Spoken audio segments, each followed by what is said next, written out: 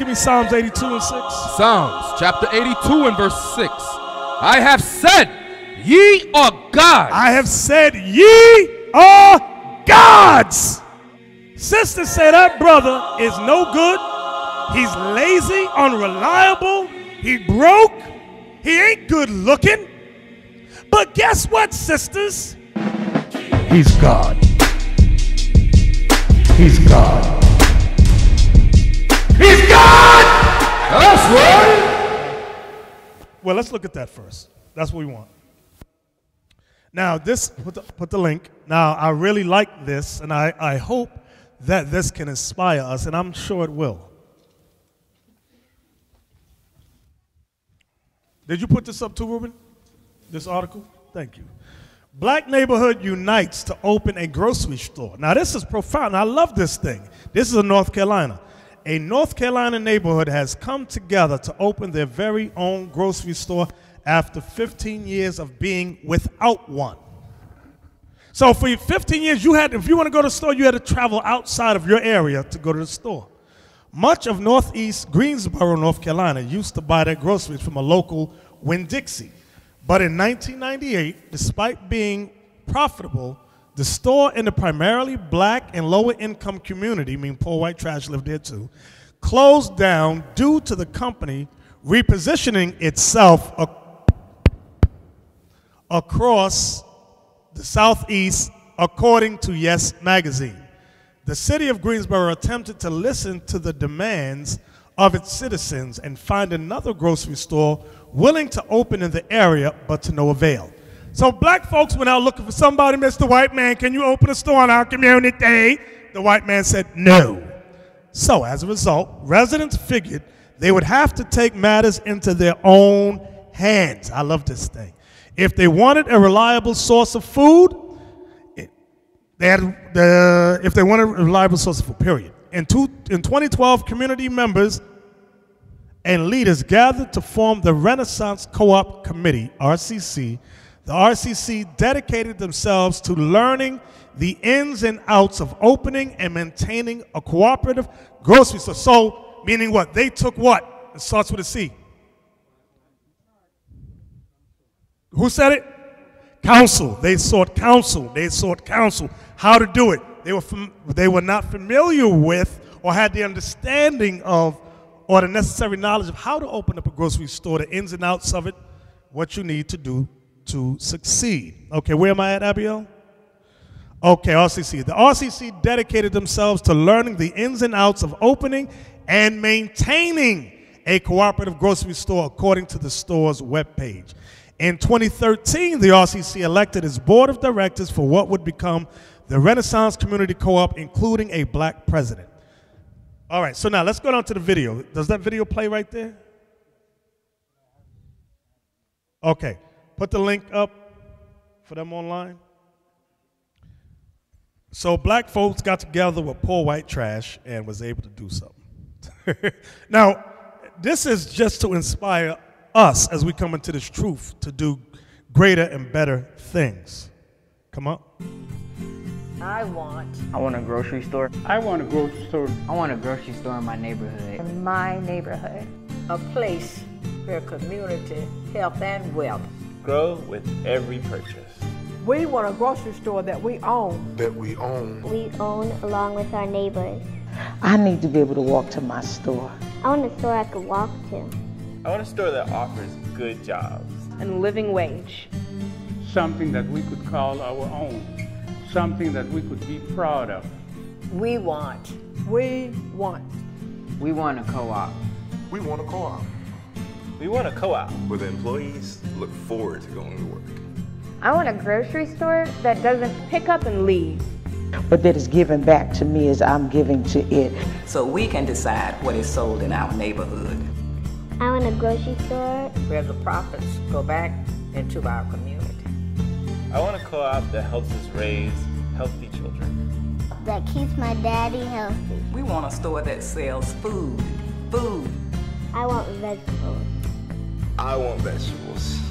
I want ice cream. I also want ice cream. I love me some ice cream. But this is something that we can own a part of. Don't you want to join us I hope you do. And you can also say it's my store. Make it personal. Make it all about you. You can walk in with your head held high. You can walk in knowing that I've played part in this, that this is a legacy I can leave behind for my children. This is something that I can tell them forever, that we have put our mark here, that we have made this happen. Oh yeah.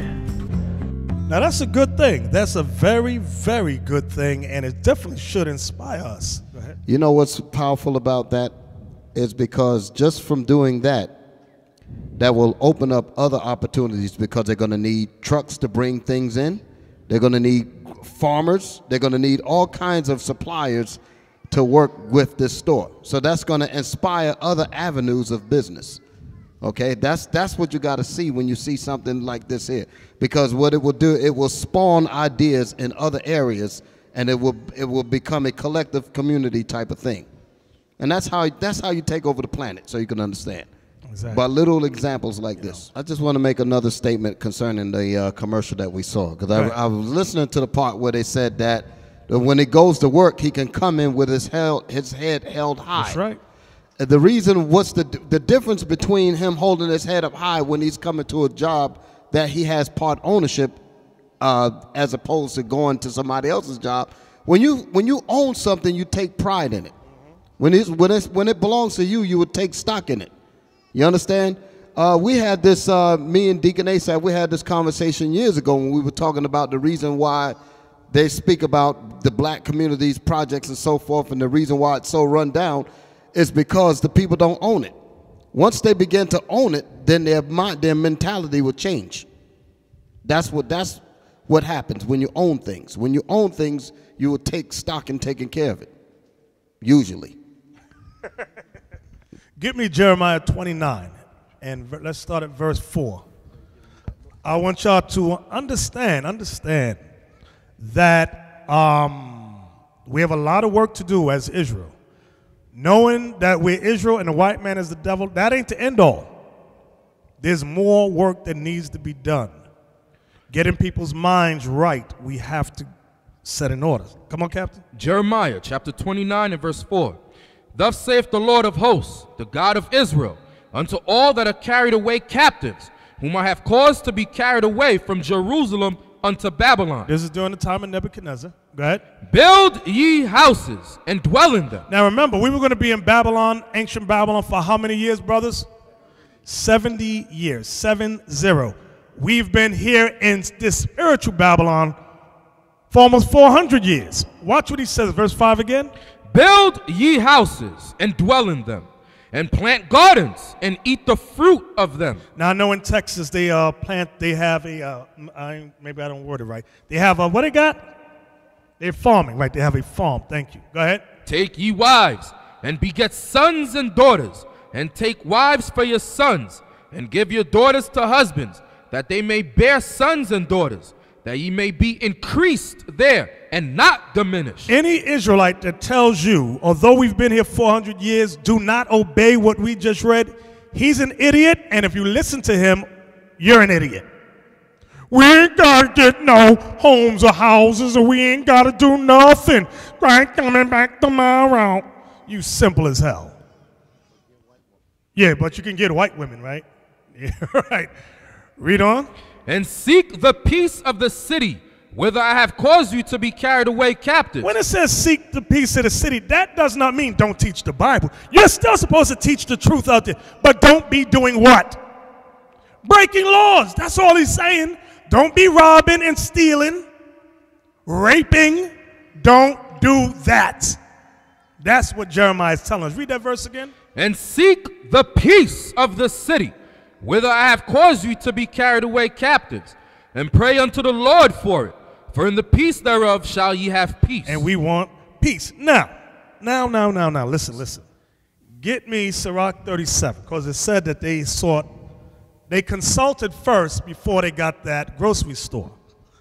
So that's something that our people hate to do. A lot of our people don't like to seek counsel. Sirach 37, let's start at verse 7.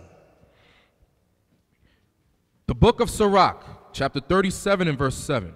Every counselor exalteth counsel, but there is some that counseleth for himself. So Sirach is saying to us, be mindful when you counsel. Some people counsel for themselves, meaning they want to counsel you, but it's going to benefit them in the long run. Read on. Beware of a counselor, and know before what need he hath, for he will counsel for himself, lest he cast a lot upon thee. So before you counsel with somebody, know what need he has before you counsel with him. I told you that story before. Years ago, we would counsel about, is pornography wrong? Now, half the brothers on the council was in love with pornography. So those are the wrong ones to counsel with. Why? Because they liked it. Know what need he has before you counsel with him. Read on. Verse 9, and say unto thee, thy way is good, and afterward he stand on the other side to see what shall befall thee. Go ahead. Consult not with one that suspecteth thee. Don't consult or counsel with somebody that doesn't like you. He or her has an issue with you. He suspects you of evil. Don't counsel with them. Go ahead. And hide thy counsel from such as envy thee. And somebody that's jealous of you or hates you, don't share your counsel with them. Go ahead. Neither consult with a woman touching her of whom she is jealous. You see a sister you interested in, right? She walked through the doors. Oh, she's pretty. She looked good. But you know the sister to the right is mad jealous. She's sitting, look at her. She thinks she's cute. Now you want to talk to that sister to ask her what she think about that new sister that walked in. You think she going to counsel you right? No. She going to say she ain't S8. She this. She ain't right. She got AIDS. You might hear that. Neither with a coward in matters of war. Here we go into war, and you counsel with somebody who's never been in a fight. He don't know nothing about war. What do you think, brother? Agree with your adversaries quickly and run. The hell is this? Right, we need to take out insurance, life insurance policy to go to camp. We've heard that before. We have heard that. Don't counsel with a screaming scaredy cat brother about war. You men understand that? Yes, so you captains, be mindful. Now, everybody in here ain't mighty man. Everybody say, oh, I'm a mighty man. Yeah. But you might be mighty mouse, but you ain't mighty man. Now, some of y'all taking the test. I'm telling you, captains, listen good. You got some brothers who are very good with the scriptures, but they're scaredy cats. Be mindful of these spirits. Then they want to take I want to lead a camp. Are you kidding me? So you can't have a coward over at camp, brothers, or scaredy brothers in camp. Y'all got to just chill, wait, till you build your spirit up. Where we at, Captain Isaac? Verse 11. Go ahead. Nor with a merchant concerning exchange. Right, because he going to counsel you so he get the best wages that favor him or her. Go ahead. Nor with a buyer of selling. Nor with an envious man of thankfulness. Don't talk with a niggard about being thankful. He or she don't have that spirit on him. Go ahead. Nor with an unmerciful man touching kindness. You got a brother who don't know nothing about mercy. You want to counsel with him about mercy? It's the wrong one to do it with. Go ahead. Nor with the slothful for any work. You going to talk to the laziest brother in Israel about starting your own business. You're crazy. You talk with Mr. Sloth himself. Go ahead. Nor with an hireling for a year of finishing work. Go ahead. Nor with an idle servant of much business. Hearken not unto these in any matter of counsel. So the Bible tells you who not to listen to when it comes to counsel. So, yeah, go ahead. When it says nor a hireling, I'm sorry, my glasses. Nor with a hireling for a year of finishing work. What does that mean? When it says nor with a hireling for a year of finishing work, meaning the hireling doesn't want the job to end. So he's not going to work to get it done. He's going to give you reasons why it has to continue going on and on and on. All right? Right.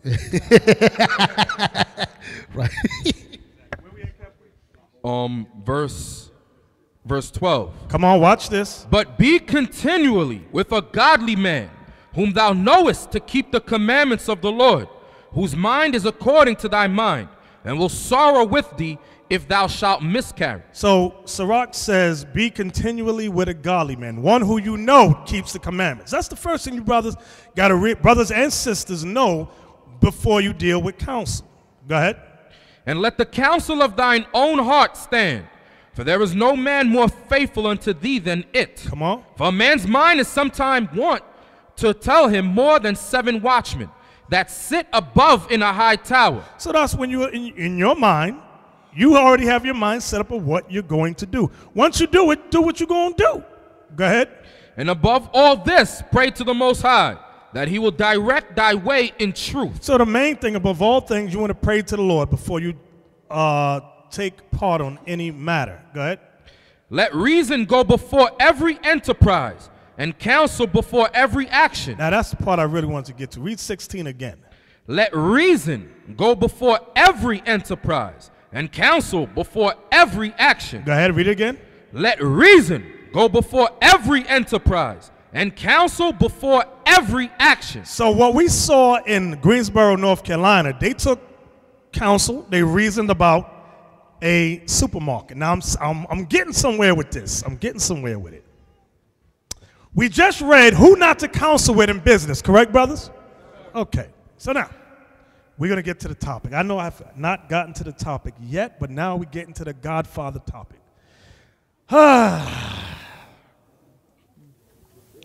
In this truth, we need a lot of things. We have a lot of teachers. Brothers are excellent in teaching from state to state, and that's good. That's wonderful. But based upon what we read in Jeremiah 29, there are other things we need in this truth. We always, brothers be getting in trouble. We need lawyers. How about that?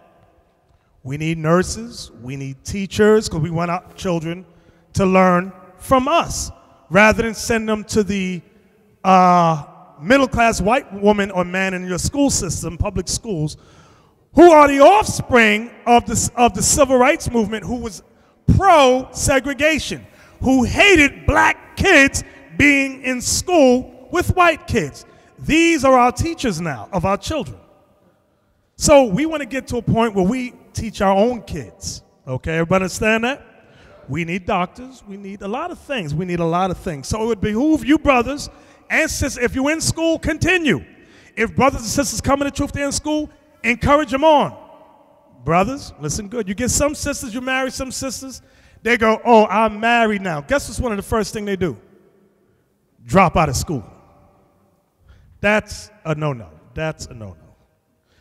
When a sister, I'm starting with the sister decides I'm going to drop out of school, she's telling you, I want to be your ball and chain. She's not there to be a ball and chain for you, brothers. She's there to be what, brothers? No, he said that thing quick. Help me! Damn it! Bang the table. Help me!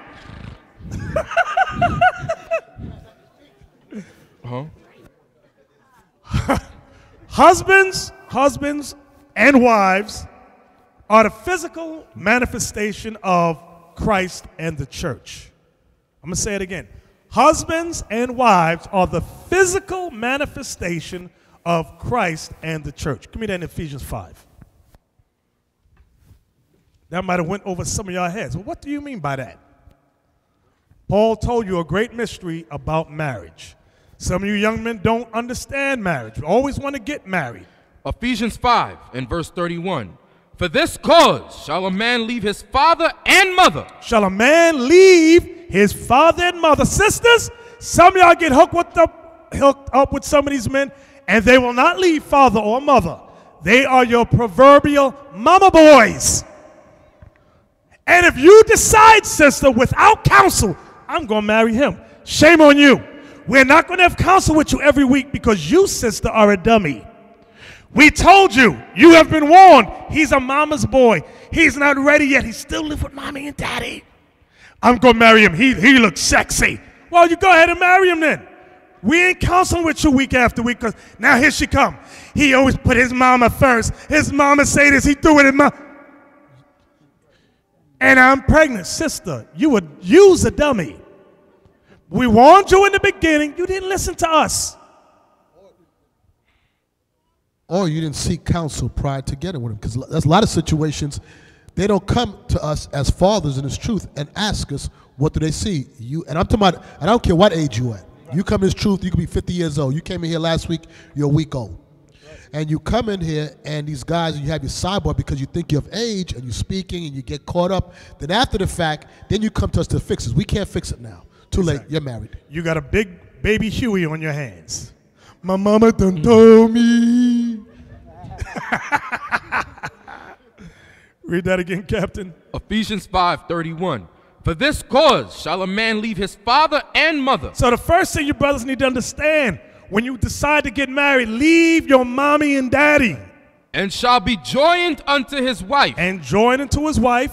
And they two shall be one flesh. Come on. This is a great mystery. Y'all hear that? Marriage is a great mystery. Go ahead. But I speak concerning Christ and the church. Marriage represents Christ and the church. That's what we as a people have not realized yet. We just think it's marriage. No, brother, you represent Christ in the house. The woman represents the disciple in the house. So, brothers cry, I want a wife, brother, I want a wife. Brothers cry, I want to get married, I want a wife, I want a wife, I want a wife.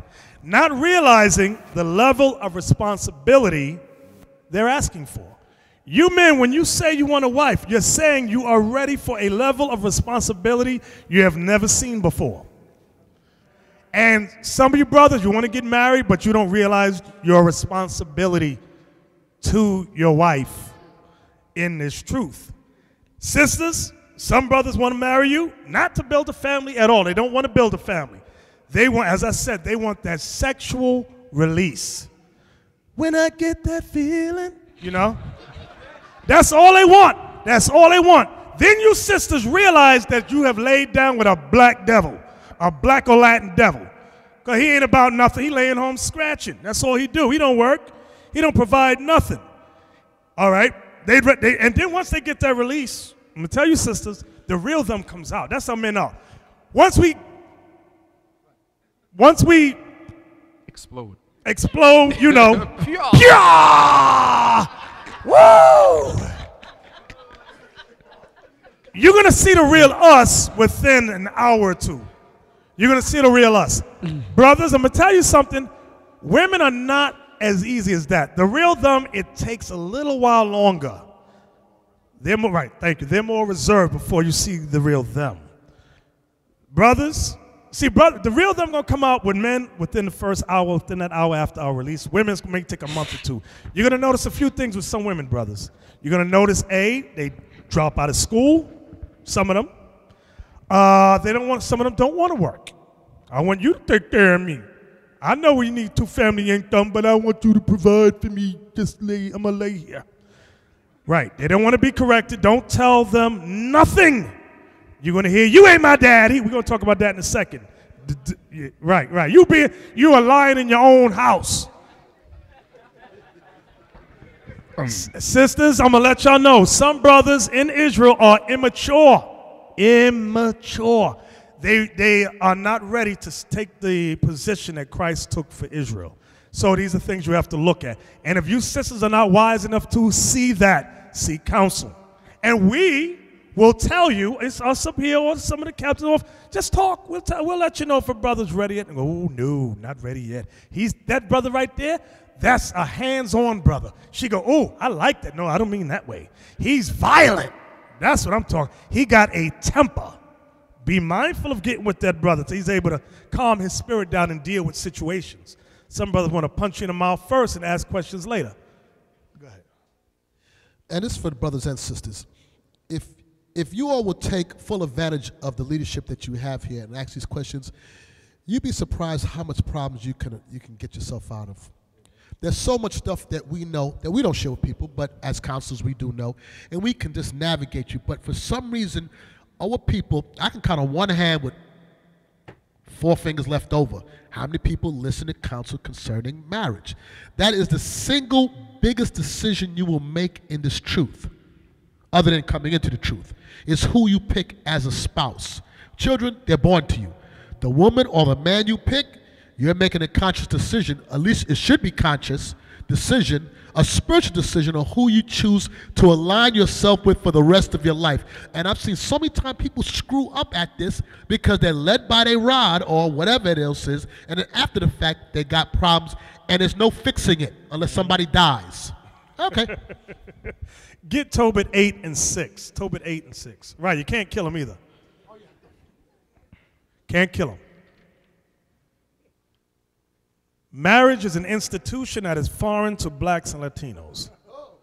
It's very foreign to them. What's that? I can't spell marriage. Yeah, right. Tobit 8, verse 6, Captain. The book of Tobit, chapter 8 and verse 6. Thou madest Adam and gavest him Eve, his wife, for an helper and stay. So what was Eve's purpose? What was she? A helper and stay. A keyword, helper. Helper, not ball and chain. Helper. I hope you women understand that. I want to get married. I'm just going to lay around the house. No, you're supposed to be a helper and stay.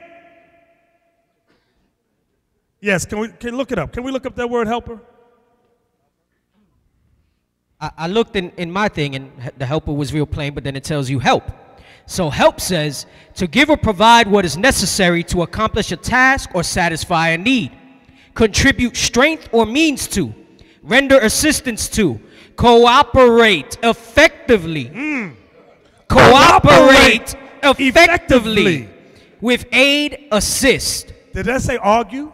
It cooperate effectively. Y'all hear that? I hope you women hear that. Cooperate effectively. Do we got to look up cooperate? I hope not. I hope not. I hope y'all know what that means. Yeah, just in case. You know, some people like to play stupid. Cooperate. I don't know what it means. Act jointly. Work toward the same end. That's what it means. Not fight against the disciples was not going against Christ. Yes. I can't see where. Oh, assist someone or comply with their requests. Can I read one? Let me read one. To work or act with another or other persons willingly. And agreeably. Exactly. So we read in Tobit, she's to be a helper and stay, a pillar of rest. Watch this. Give me Tobit 2. Tobit chapter 2, verse 11 and 12. When Tobit got blind, his wife showed him, proved to him. She said, I got your back, baby. I got your back. Watch what she did. He couldn't work no more. Tobit couldn't work. He was blind. 8 years. Come on. Tobit chapter 2 and verse 11. And my wife Anna did take woman's works. My wife Anna did take woman's work. Go ahead. To do.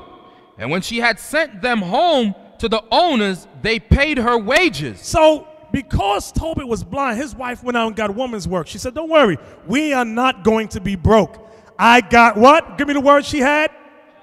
Job. Oh, how about this? Skills. So if you know, now, when y'all get, sisters talk to brothers, brothers talk to sisters, there's nothing wrong, sisters, nothing wrong with saying, do you have a job? That's number one. And brothers, don't get mad. You should not get mad if a woman asks you, do you have a job? In the world, brothers would get mad. What you ask me that for? Because why? All we want is sex and now get out. Ask me if I got a job for. Now here's the turnaround. Today's brother is asking sisters, does she got a job? You know why brothers ask sisters that? Because he want to lay around and scratch. That's Pimp 101, Pimpology 101. Now, did you read that? What verse you read down to? Verse 12. You read down to 12? Yes, sir. Okay. I didn't finish it yet. Go ahead, finish it. Come on. And when she had sent them home to the owners, they paid her wages and gave her also besides a kid. And when it was in my house and began to cry, I said unto her, from whence is this kid? Is it not stolen? Right. So he knew how much a kid, which is either a baby lamb or goat, it costs a lot. He said, this is more than your wages. Where did this come from? Go ahead. Render it to the owners. Tobit thought she stole it, but she said what? Go ahead. For it is not lawful to eat anything that is stolen. But she replied upon me. Notice it says she replied upon him. Not to him, upon him. Meaning there was an argument there about this little animal. Go ahead. It was given for a gift. I got this as a gift, my lord. Go ahead. More than the wages. Howbeit, I did not believe her. You didn't believe her? Letting you know all the marriages in the Bible were not perfect. But because they weren't perfect, they didn't say what? I'm leaving you because we argue. Go ahead. Howbeit, I did not believe her, but bade her render it to the owners, and I was abashed at her. But she replied upon me, Where are thine alms and thy righteous deeds? Behold, thou and all thy works are known. She got the gift because of Tobit's good works. That's why the people that she worked for gave her that gift, because of her husband's works. So now, right, he was well known in the gates. Thank you. Some sisters don't realize their role in this truth. I know I'm talking about Godfathers, but they over there going, why are you talking about the women again? I thought the name of the class was Godfathers. Some sisters don't realize their role in this truth is to be a helper, Titus chapter 2 and verse 3. The aged woman likewise, that they be in behavior as becometh holiness, not false accusers, not given to much wine, teachers of good things, that they may teach the young women to be sober, to love their husbands, to love their children, to be discreet, chaste, keepers at home, good, obedient to their own husbands. So that has to be taught. Some of you brothers, you're in such a rush. Such a rush. You know who you are. You know, brothers know who you are because you're complaining now about the woman you just married. The house is filthy. She don't know how to wash clothes. She don't know how to clean. She don't know how to cook. Now you're, brother, you didn't figure that out before when y'all were talking one with another? No. Because you was looking in her eyes, she's looking in your eyes. No, brothers don't look in sisters' eyes. Where do we look? But now you're paying the price. You realize that she can't cook, she can't clean, she can't do nothing. And she's eating all the food you bring from the Chinese restaurant. All that food, she's just sitting around eating, and she's getting wider and wider. Now she looks like a linebacker. Damn. Give me Sirach 26:16. But I want to say something. The only reason why that's happening, and in every marriage, there's going to be trouble. But the scriptures are here for us to learn from, to how to fix it, how to make it work. But it's happening because you men tolerate that stuff in your house. You tolerate it. You and many times you tolerate because you're afraid to say something or afraid to put your foot down. You have to demand, like with Christ, like with the Most High. Most High is demanding what he wants from his son. Christ is demanding what he wants from us. We have to demand. We have to be godly men, first and foremost. I'm not talking about a nigger man that beat or verbally abused, whatever it might be. They're women, but we have to set, when the scripture says, he giveth a wife beginneth a possession, meaning you're building towards something. And her being a helpmeet, she has to fall in line with your program. So if you're a man, and I saw one of the deacons made a comment on Glide, if you're out there providing for your household, I'm digress, why we have to explain why we eat first? Right. If you're out there providing for your household, why you got to come home and do dishes? You got to be out your mind. I'll do dishes if I want to do dishes, and I don't want to do it. Exactly. I don't want to do it. But when a gunman come through that door, I'll be the first one out the bed if you're obedient to me. Where we at, Isaac? Sirach, chapter 26, verse 16. Verse 16. As the sun when it ariseth in the high heaven, so is the beauty of a good wife in the ordering of her house. The ordering of a house, I'll tell you, I went over, when I was in Texas, I was at Deacon Shaka's house. The first thing I said as soon as I sat down, I said, Deacon, this is a lovely place, and I know sure as hell you didn't decorate this place. You can always tell when brothers come to my house, you know I didn't decorate that thing. I have stains on the wall, all kind of stuff, but it's the woman's job in the ordering of the house. She makes it look nice. Now, some of you brothers, you young ones, particularly you hooked up with a sister, she don't know how to decorate nothing. She don't know how to paint. She don't know how to do nothing. We need Barnabas to come over and fix everything up. Barnabas, can you do this for me? This woman don't know how to do nothing, and I'm at work.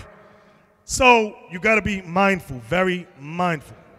So, yeah, go ahead. And with the women, and we understand it, and we're coming out of generations, especially the women, that you might not have mothers that did it, but you have to have a willing spirit wanting to learn. You have to want to learn, and that's why you have the elder sisters to go to so you can learn from that. Also with you men are learning how to be men. You have to come for counsel to learn how to fix it. All these scriptures we're going over is that we can fix the black family, that we can work together. That's right. All right? Exactly. So now, sister's sitting there going, but my man is no good. He's no good. He's shiftless. He don't work. He don't even compliment me on nothing. That's the woman, one of the big things. He don't compliment me. Sister said that brother is no good. He's lazy, unreliable. He broke. He ain't good looking. But guess what, sisters? He's God. Right? Hey, all the brothers ain't clapping at me, y'all. They don't understand what's going on. Let me say it again. He's God.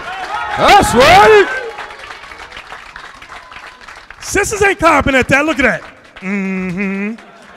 All right, okay, all praises. Some of them clapping. Some of them clapping. All praises. They have redeemed themselves.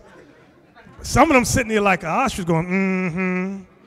Read me that scripture. Some of them online going, what do you mean he's God? There's only one God. Give me Psalms 82 and 6. Psalms chapter 82 and verse 6. I have said, ye are gods. I have said, ye are gods. Go ahead. And all of you are children of the Most High. And all of you are children of the Most High. Go ahead.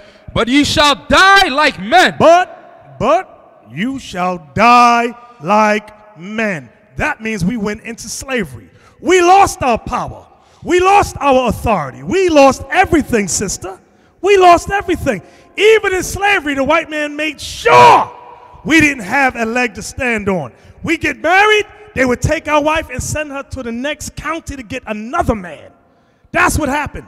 Then they introduced welfare. They said, okay, we're going to pay for your food, clothing, water, shelter, but you cannot have a man figure in the house.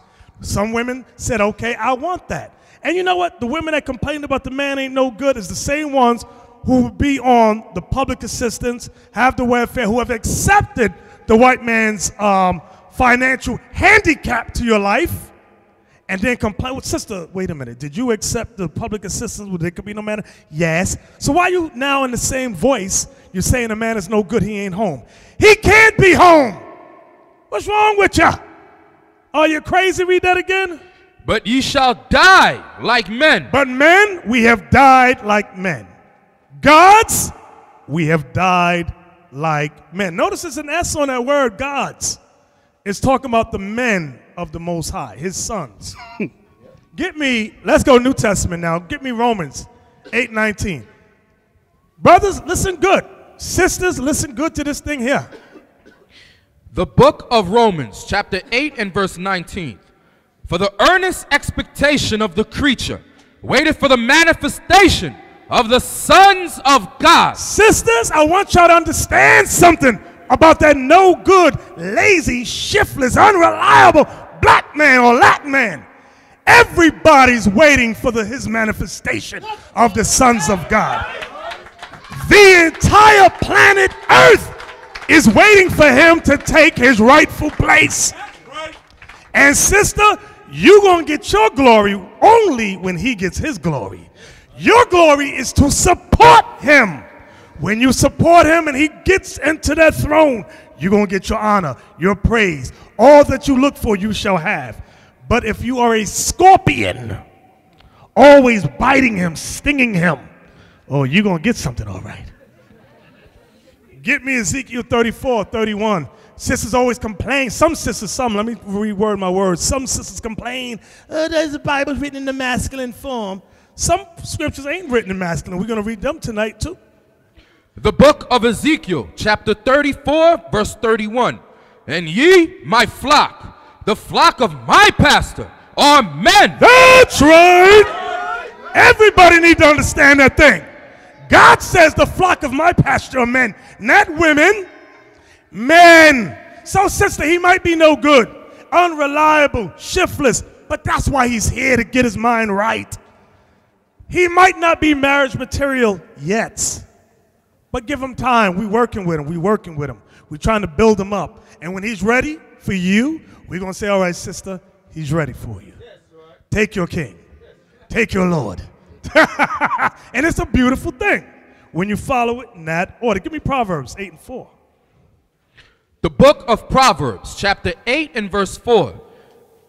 Unto you, O men, I call, and my voice is to the sons of men. Y'all see that thing? That thing is beautiful. And my voice is to the sons of men. Does that mean that God doesn't deal with women, brother? No, it don't mean that, but there is an order. And man is first, numero uno, primo. Understand that. It's never the other way around. Now, here we go. Isaiah 13:12. Isaiah 13:12, brothers, you are the godfathers. You are. And this class is going to big you up.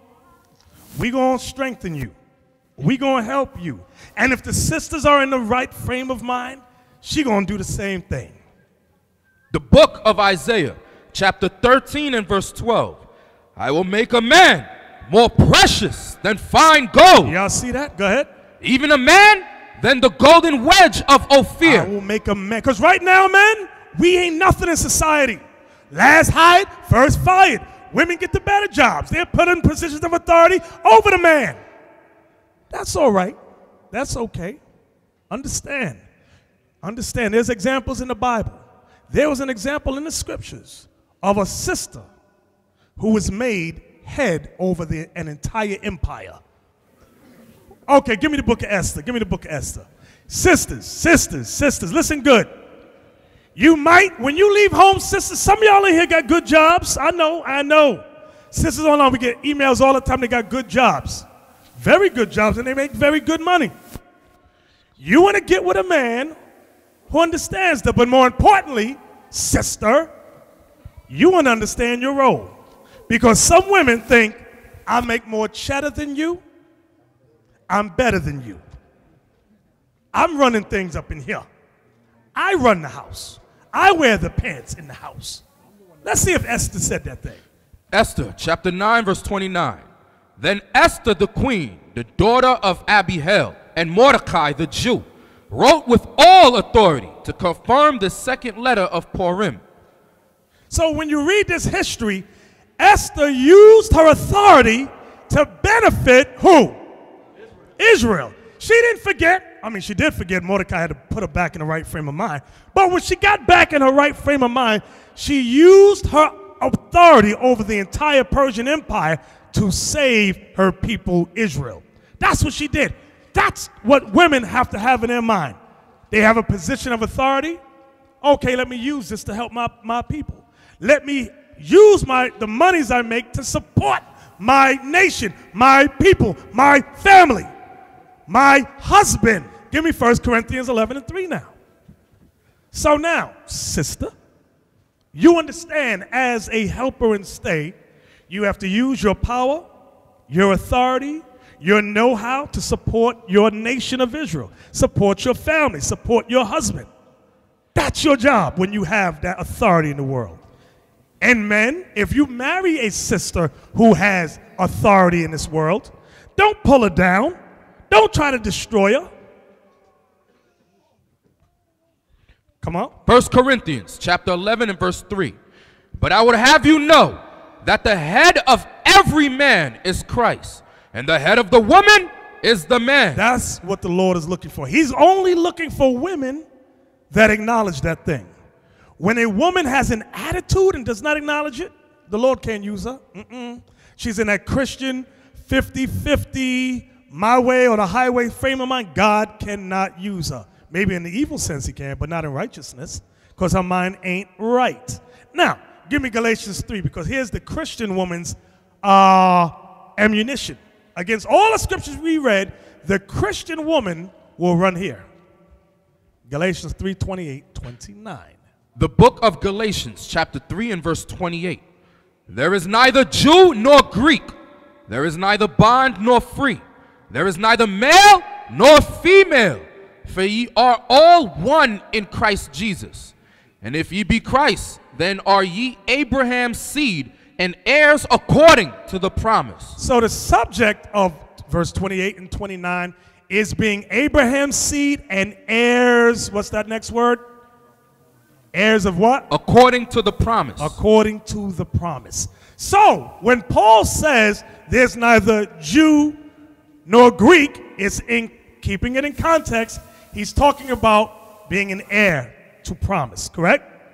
So being an heir, when he says there's neither Jew nor Greek, who can explain that part right there? There's neither Jew nor Greek. 1, 2 hands, 3 hands. Let me hear Reuben. I haven't heard you tonight. The history between Israel and the Greeks is 2 Maccabees 6 and 6 through 9. When Ptolemy said, Israel, you cannot keep the custom of the Israelites. You have to be converted to be a Greek. So when Paul was saying that, he was saying, the Israelites that were scattered abroad who were Greek, they were keeping the Greekish laws, not the Israelites' laws. That means they were calling themselves Greeks or whatever they were. So in essence, when he says it's neither Jew nor Greek, meaning all Israel is going to inherit be heirs of the promise. Everybody understand that? So now, it said there's neither Jew nor Greek, bond nor free. What's that part? Bond nor free. Bond nor free. Bond nor free. This young man right here. Jezreel, you said your name was? Okay. Bond nor free. Meaning slave or free. Slave or no slave. Okay. Get me the scripture. I believe it's in Acts. It might be 21, 22, where they asked Paul, how did you get this? Paul, how did you get this freedom? I want that one. Acts 22 and what verse? 28. Okay. The book of Acts, chapter 22 and verse 28. And the chief captain answered with a great sum. Start above it. Start above it. Verse 27. Then the chief captain came and said unto him, Tell me, art thou a Roman? He said, Yea. And the chief captain answered. Stop. Paul had Roman citizenship. Roman citizenship gave you, what's that, blanche? What is that? Carte blanche. To be a Roman citizen, you were over all the other nations when you had that Roman citizenship. You were not under the same rules as the, what's the word? As the regular Joe under Rome. The commoners, thank you, I like that word. Go ahead. And the chief captain answered, With a great sum obtained I this freedom. With a great sum obtained I this freedom. What freedom? To be a Roman citizen. To become a Roman citizen, you could travel where you wanted to go. Like, that's why a lot of y'all don't understand. Peter and them did not have the liberty of traveling to all these different places. Paul did. He was a Roman citizen. He could go here, he could go there. He wasn't questioned the same way they were questioned. Where are you going? What's in your bag? Let me see it. He wasn't always stopped at roadblocks, things of that nature. Okay? So there was a freedom that came with being a Roman citizen. So when we go back to Galatians 3:28, and it talked about there's neither bond nor free, meaning we're all the same, whether or not you are a servant or you're freeborn. Paul was saying we're all, as Israel, we all get the inheritance of promise.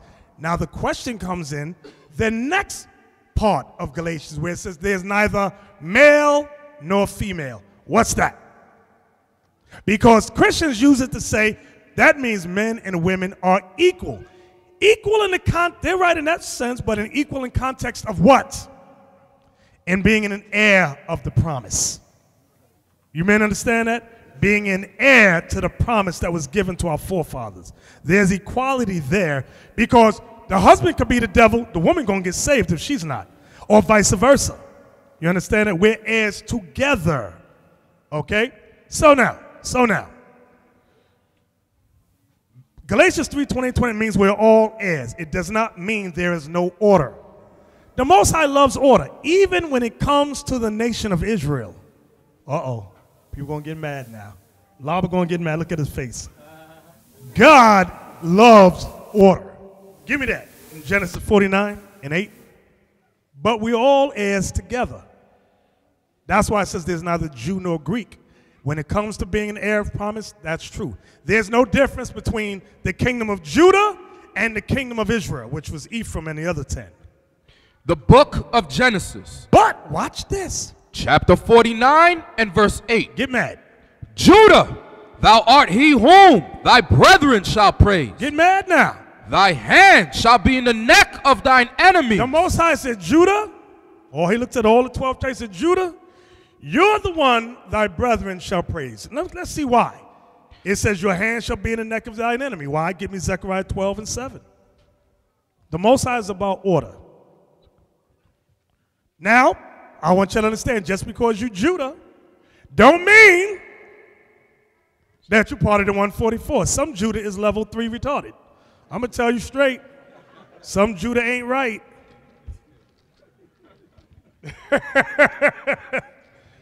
You got that? I'm getting it. Zechariah 12 and 7. Zechariah 12 and verse 7.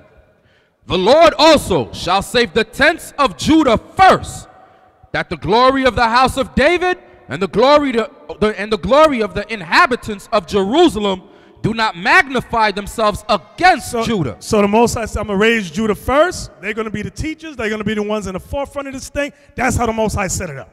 Okay? Now, when it comes to the lands of Israel, there's order. Of all the allotments of land, get me that in Psalms 87, Benjamin's favorite scripture. Psalms 87, 1 to 3. The book of Psalms, chapter 87 and verse 1. His foundation is in the holy mountain. That's the land of Israel. Come on. The Lord loveth the gates of Zion more than all the dwellings of Jacob. The gates of Zion is Jerusalem.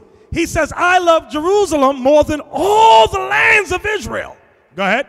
Glorious things are spoken of thee, O city of God. O Selah. city of God. Selah, meaning all praises to the Lord. That's what that. It does not mean Selah. Don't mean Haile Selassie.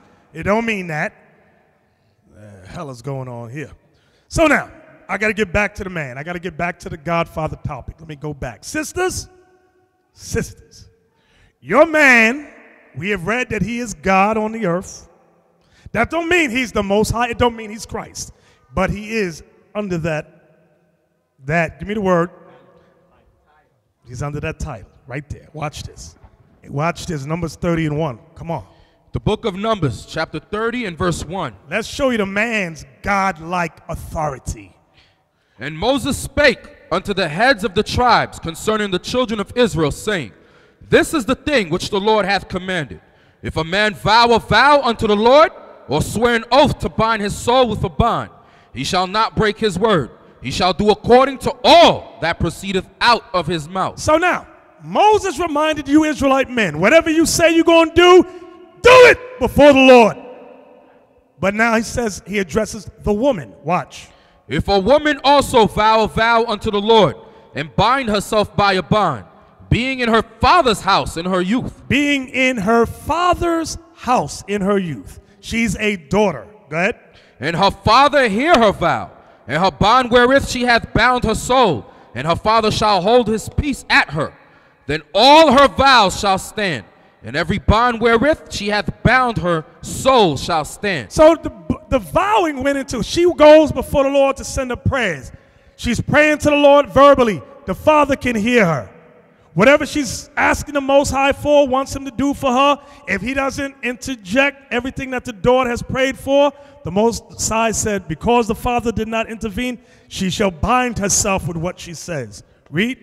But if her father disallow her in the day that he heareth, meaning he hears the daughter say something stupid in that prayer, oh, Heavenly Father, I want to marry Denzel Washington. Make me his wife. No, stop. That's stupid. Don't pray for that. Go ahead. Not any of her vows or of her bonds wherewith she hath bound her soul shall stand. And the Lord shall forgive her because her father disallowed her. So the father has power for the Lord to go before the Lord and say, Lord, do not listen to her prayer. That was stupid. Forgive her, Father. Go ahead. And if she had at all in husband. Now this is for you married sisters who complain about your man being no good, shiftless, unreliable, a bum. Go ahead. When she vowed or uttered out of her lips, wherewith she bound her soul, and her husband heard it, and held his peace at her in the day that he heard it, then her vow shall stand, and her bonds wherewith she bound her soul shall stand. Go ahead. But if her husband disallowed her, meaning, Lord, don't listen to this simple wife of mine. That was stupid. Don't honor that prayer which she just vowed.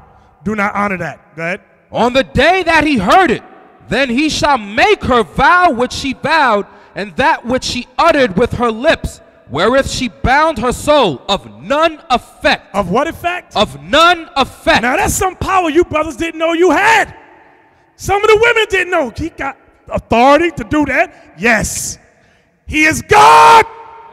I'm telling you. So if you pray something stupid, brothers, just lift it. Lord, don't listen to that prayer. That was stupid. That was a feminist movement. Do not listen. God, kill him. I'm mad at him. He didn't wash the dishes like I asked him to do. Lord, don't listen to nothing she's saying. Go ahead. And the Lord shall forgive her. But every vow, it goes into the widow now. I want it.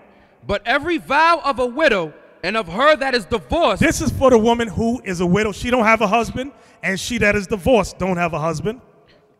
Wherewith they have bound their souls shall stand against her. And if she vowed in her husband's house or bound her soul by a bound. So the widow or the divorced woman, whatever she prays, it's going to stand. Most of us, okay, there's no man there to shut it down. It's going to stand. As stupid as it is, it's going to stand. Go ahead. And her husband heard it and held his peace at her and disallowed her not. Then all her vows shall stand, and every bond wherewith she bound her soul shall stand. But if her husband hath utterly made them void on the day he heard them, then whatsoever proceeded out of her lips concerning her vows or concerning the bond of her soul shall not stand. Shall not stand. Go ahead. Her husband hath made them void. Her husband hath made them. This is some powerful stuff here, brothers. Go ahead. And the Lord shall forgive her. And the Lord shall forgive her. Come on. Every vow and every binding oath to afflict the soul, her husband may establish Her it. husband may establish it. Go ahead. Or her husband may make it void. Or her husband may shut it down.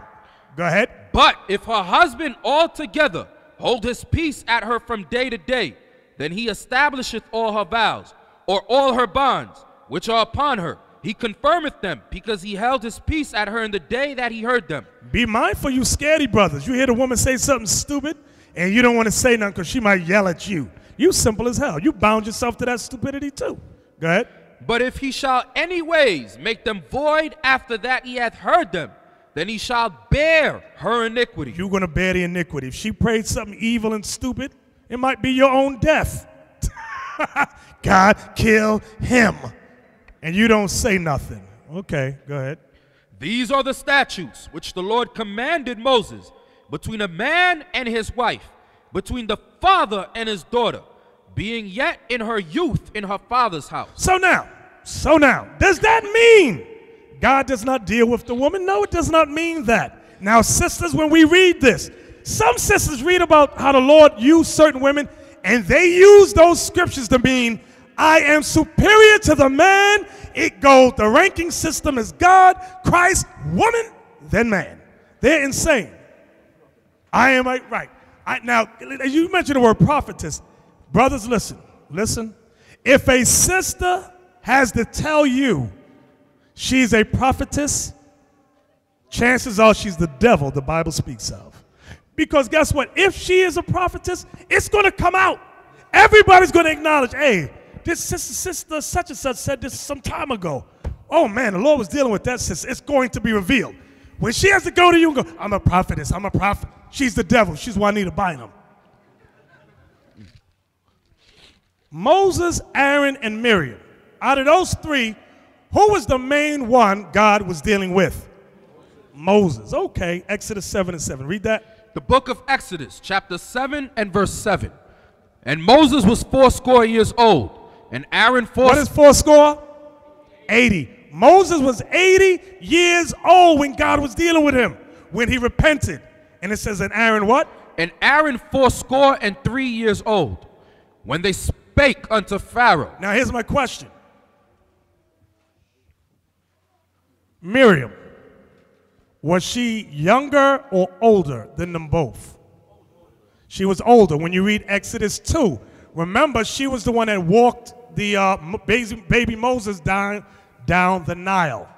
Remember? And it says when Pharaoh's daughter saw the baby in the in that basket, it was Miriam that said, do you want me to fetch a midwife for the baby?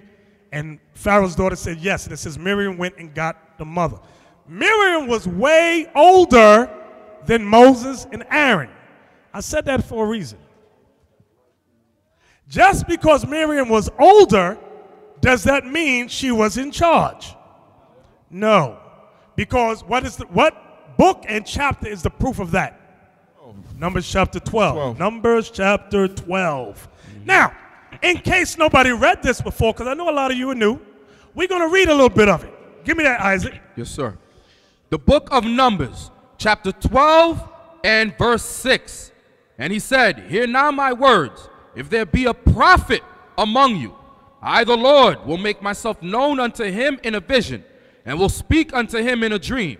My servant Moses is not so, who is faithful in all mine house. With him will I speak mouth to mouth, even apparently, and not in dark speeches, and the similitude of the Lord shall he behold. Wherefore, then were ye not afraid to speak against my servant Moses? Because Miriam and Aaron was railing on Moses about the Ethiopian woman. Go ahead. And the anger of the Lord was kindled against them, and he departed. And the cloud departed from off the tabernacle, and behold, Miriam became leprous, white as snow. So that proves that Miriam was a so-called black woman. That's number one. Number two, it shows you that the Lord ain't dealing with loudmouth women. When you read in Exodus, was Miriam a prophetess? The book of Exodus, chapter 15 and verse 20. And Miriam, the prophetess, the sister of Aaron, took a timbrel in her hand, and all the women went out after her with timbrels and with dances. Miriam, the prophetess, would lead the women in song and dance. And that must have been a beautiful thing. See a whole bunch of women just singing and dancing, honoring you. Oh, I can't wait. They didn't want to sing and dance now, but you go and sing and dance. So what Miriam was a prophetess, but she got out of order in Numbers 12, so the Most High had to smite her. So although I'm dealing with you, Miriam, wha-pow! Now there's another one. In Acts, it said there Philip had 7 daughters. Acts 21, verse 9. I'm reading this to show you that the Lord does deal with certain sisters who stay in order, who are respectful of the order. Come on. Acts chapter 21 and verse 9. And the same man had 4 daughters, virgins, which did prophesy. Virgins which did prophesy. Now there's 2 kinds of prophesying. One prophesying is when you're reading the scriptures like it says in Revelation 19 about the spirit of, it says, testimony of Jesus is the spirit of prophecy. That's when you're going through the scriptures. The second kind is when you have dreams and visions of things which will come to pass in conjunction with this. So that's the second kind. So now, I'm going back. So we read all of that to show you that God does deal with women. He deals with men, but there's always an order. He deals with all the tribes. There's an order. He loves all the lands of Israel, but there's an order.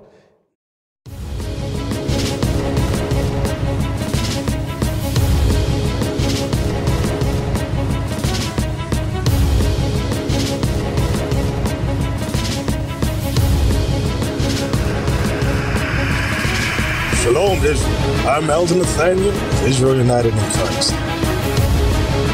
YouTube likes to shut our channels down, as some of you have noticed, ever so often. Subscribing to join IUIC will assure you will always stay connected to our YouTube accounts. We want to do our best to make sure this truth gets out. Please click and join our subscriber YouTube channel called Join IUIC to stay linked to all of our videos. So again, please make sure you subscribe to this Join IUIC channel to get your latest updates from all our YouTube channels. Shalom.